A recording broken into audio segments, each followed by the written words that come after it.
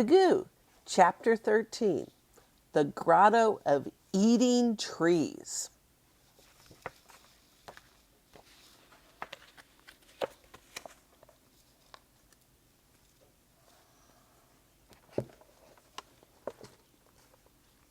Pagoo felt that he must go after that snail shell. He had seen it pop from the center of the sea anemone and had watched it roll from the gay flower to the tide pool floor beneath. He raced down the rocks to search for it. He came to the place where the other hermit had slipped and fallen. Weeds slid out from under him and broke loose. He couldn't hang on. He too was slipping. Directly below him stood the same anemone which had swallowed a snail before his very eyes.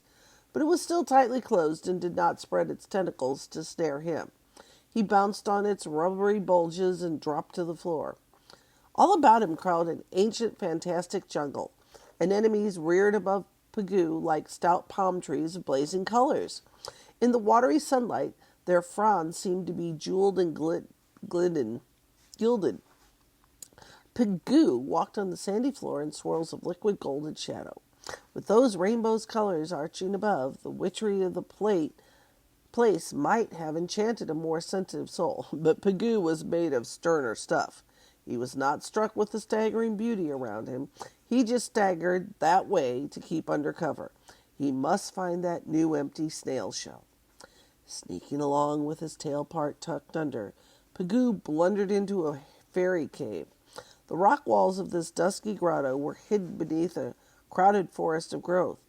The roof was hung with ferns and bushes growing upside down. Pale, lacy nets of growth spread out near blooming mosses.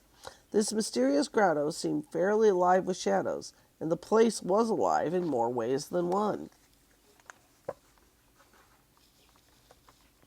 Things were not what they might seem to be. The blooming moss, the lacy nets, the hanging ferns and bushes were really colonies of very small animals. Most of these bryozoan colonies look like plants, each animal budding out from its neighbor, but each traps its own sea soup food using rings of slender tentacles.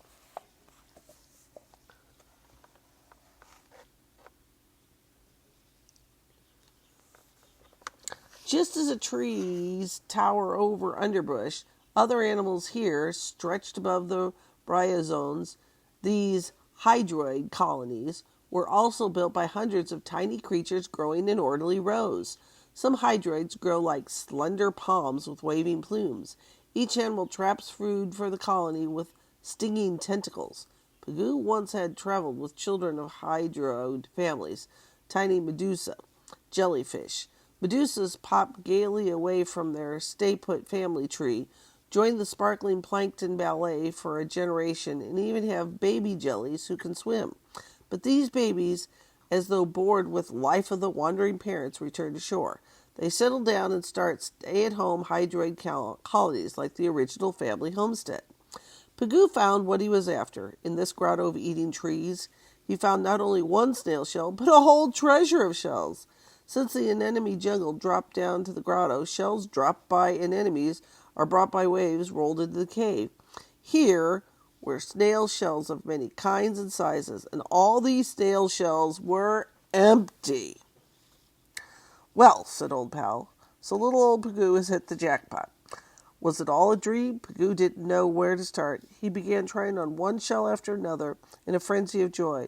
But at last Old Pal got an idea into Pagoo. Look, boy, after all, you can wear only one shell, so find that one. A fat little periwinkle shell fitted Pagoo. His small, soft body curled into its curves as though made for this place. The door was too wide, but with both gloves he could close the opening fairly well. Pagoo did not start running in wild loops as he had done with his first snail shell, the horn.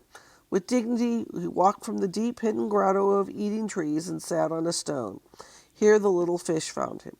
Since bringing meat that time to the landlady of traveling towers, the smallmouth fellow had used any crustacean at all to shred meat for him.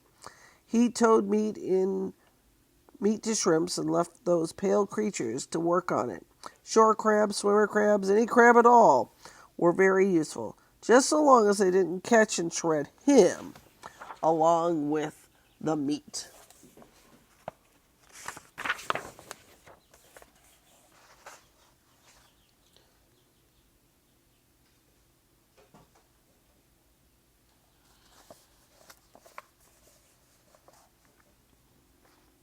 Sometimes the huddle of shrimps didn't understand when he dashed back to claim the tiny morsel.